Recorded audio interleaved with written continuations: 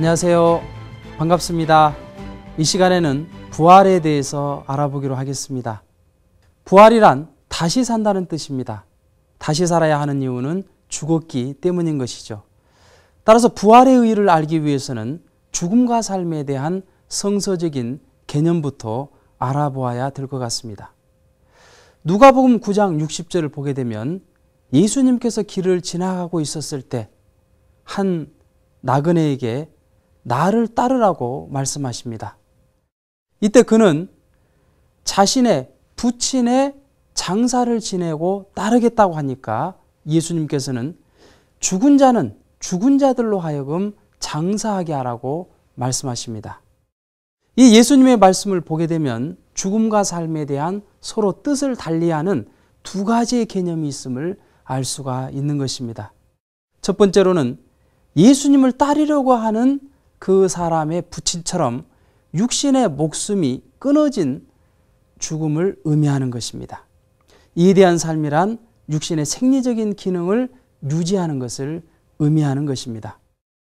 두 번째 죽은 자들은 장사를 하기 위해 모여든 사람들을 죽은 자들이라고 했던 것입니다.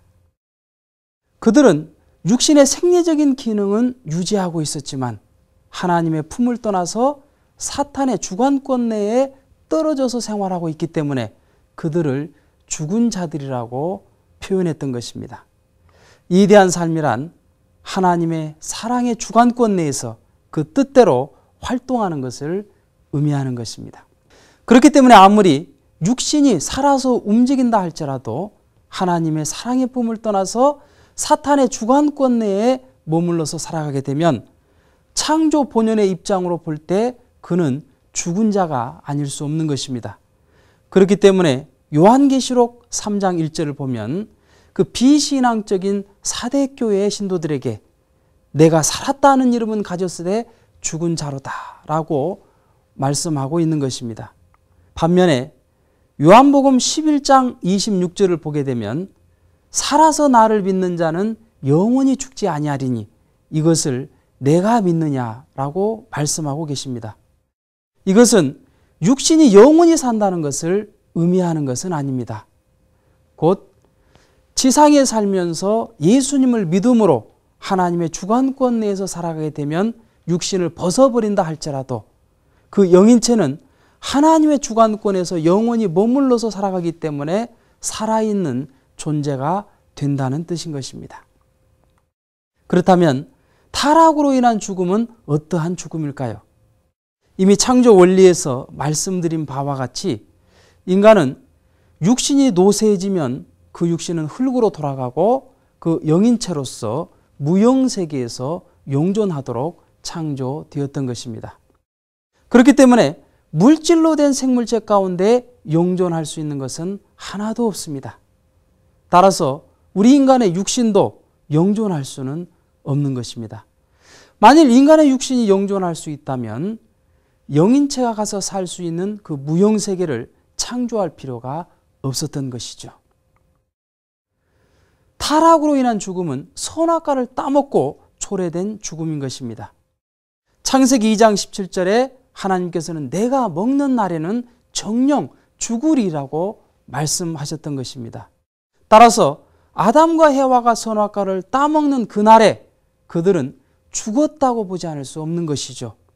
그런데 아담은 930세까지 계속 살았고 자손까지도 번식했으며 오늘날의 타락한 세계를 이루어 놓았던 것입니다. 그렇기 때문에 타락으로 인한 죽음이란 육신의 죽음이 아니라 하나님의 선주관권에서 사탄의 악주관권으로 떨어진 죽음을 의미하는 것입니다. 성서의 예를 보게 된다면 로마서 8장 6절에 육신의 생각은 사망이요 영의 생각은 생명과 평안이라고 말씀하고 계십니다. 요한일서 3장 14절을 보면 형제를 사랑함으로써 사망에서 생명으로 들어간 줄 알거니와 사랑치 아니하는 자는 사망에 거하느니라고 기록하고 있는 것이죠. 그렇다면 부활이란 무엇일까요? 그것은 타락으로 초래된 죽음, 즉 사탄 주관권으로부터 복귀 섭리에 의해서 하나님의 직접 주관권 내로 복귀되어 나아가는 그 과정적인 현상을 의미하는 것입니다. 그렇기 때문에 죄를 회개하고 어제보다 오늘 내가 보다 더 선한 삶을 살았다면 그것은 부활된 삶을 산 것입니다.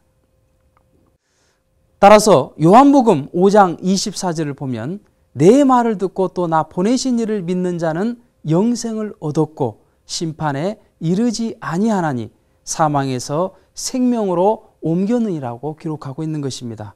곧 사탄의 품을 떠나서 예수님을 믿음으로 하나님 품으로 돌아가는 것이 부활이라고 설명하고 있는 것입니다. 그러면 부활은 인간에게 어떠한 변화를 일으킬까요? 아담과 해와가 타락함으로써 육신상에는 아무런 변화도 없었습니다. 다만 영인체로서는 불안과 공포심을 느낌으로써 안색이 변했을 뿐인 것이죠. 그렇기 때문에 인간이 다시 부활된다 할지라도 육신상에는 아무런 변화도 없을 것입니다. 다만 영인체는 기쁨과 은혜 가운데 그 심령이 변화됨으로써 사탄이 우거하는 전으로부터 하나님께서 거하실 수 있는 성전으로 변화되게 되는 것입니다. 그러면 다음 시간에는 신앙생활의 또 하나의 혼란의 원인이 되고 있는 예정에 대해서 알아보기로 하겠습니다. 감사합니다.